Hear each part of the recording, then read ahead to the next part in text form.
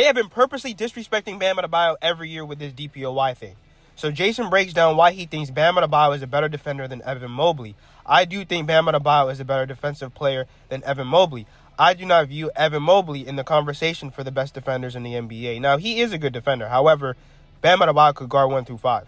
He could switch. He can pick up for anybody. He can pick up at half court. He can go from guarding Kyrie to guarding Joel Embiid. And I feel like a lot of people have been disrespecting him year after year after year. You're telling me that he hasn't had one DPOY yet? And he can't even get playing off the floor.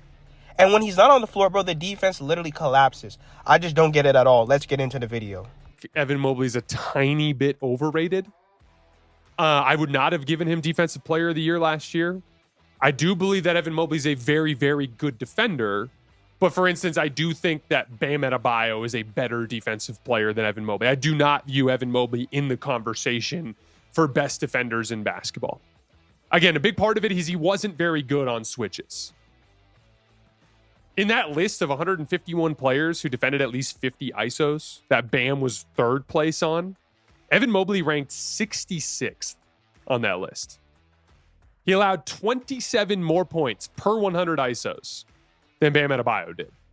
And his weakness, again, we talked about it a little bit earlier when we were talking about Bam.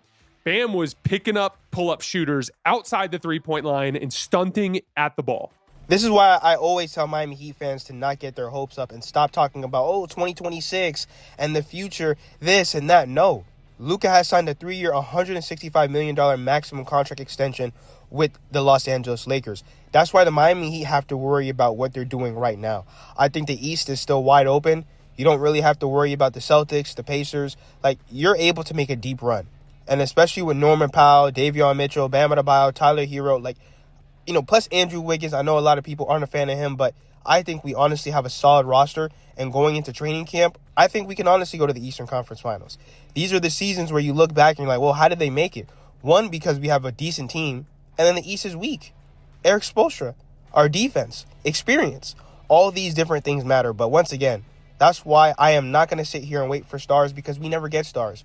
Kevin Durant, Donovan Mitchell, Damian Lillard, Bradley Beal, and the list goes on. Now we miss out on LUKA. This is why we have to prioritize every decision that we make going forward. It matters because it's going to affect us in the future. We might have to tank another season or two. Why? Because that's what you have to do. If you can't get stars, how else are you going to get a star on your team?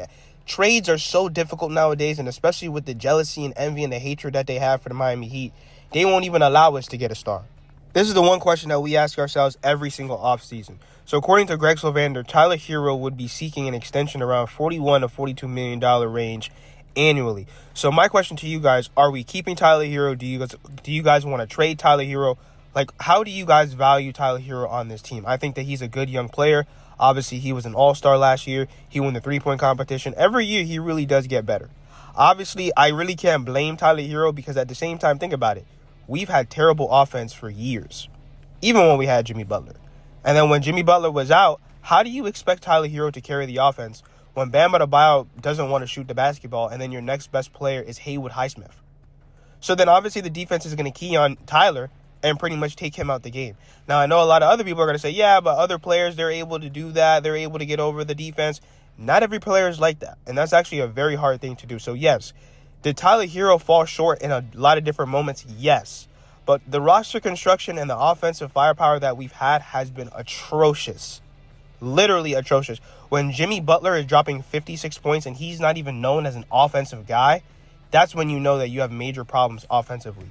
Not only 1 year, but for the past, all the Jimmy Butler run? 5 years in a row, we've had, the third quarter, we can't crack 90 points. And like I said, is it all Tyler Herro's fault? No, because you also have Bam Adebayo, who's very passive. He doesn't look to always score. He doesn't look to be aggressive offensively.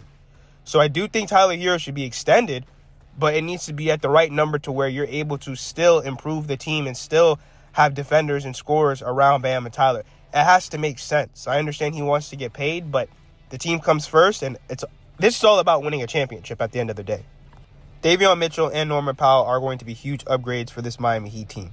So Bam Adebayo on Davion Mitchell returning to the Miami Heat. Davion being back, obviously we've been missing somebody that can really play on ball defense. I'm looking forward to him being there a full year of us being together and getting to know one another and turning this into more of a brotherhood. And he's right, because when you sit back and look, our point of attack defense has been terrible. Outside of Drew Smith, which that's not even saying that much already. We desperately needed somebody to stay in front of the ball. Bam Adebayo on the addition of Norman Powell. I feel like Norman is one of those guys who floats under the radar, which is true. You've seen what he's done, and you've seen him grow in this league. Obviously, the next challenge is being with the Miami Heat. So I'm happy to have him. It's a very good shakeup of our team, and now it's a different dynamic to it that we've desperately needed. We have a shakeup, and I know a lot of people, they don't want to talk about Andrew Wiggins, but Andrew Wiggins, Norman Powell, Tyler Herro, Bam Adebayo, Davion Mitchell, Khalil Ware, like, we have a solid group. As long as this team competes every night and they come out there and they're healthy, I really do think we could be a top 6 seed. I'm just tired of us being in the play-in. I want to see enjoyable regular season basketball. I want to see hoops, and that's what it's all about. Let me know what you guys think in the comments. Hit that subscribe button, and thank you for all the support.